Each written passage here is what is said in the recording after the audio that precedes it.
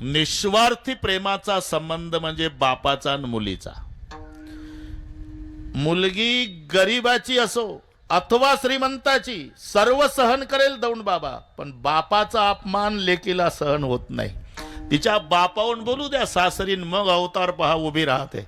बरं का सासूबाई, मोलमजुरी करणारा बाप आहे माझा, पण इज्जतदार आहे. सांगून ठेवते तुम्हाला, रॉकेल वतून पेटवा मला, पण खबरदार कधी माझ्या बापाचं नाव काढलं तर नाही सहन करत. मुलगी जन्मदात्याचा अपमान.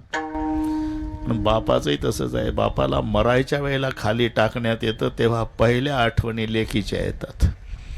मुलांना सांगतो मरतो बाबा, पण लेकीत जीव गुंतला रे. अरे तुमच्या भीतीनं बोलली नाही माझी ताई, खूप त्रास आहे तिला सासरी. कोणीतरी जा माझ्या ताईला आणा, एक शब्द बोलू द्या आणि मग मरू द्या. हे निस्वार्थी प्रेमाचा संबंध म्हणजे मुलीचा आणि बापाचा आहे.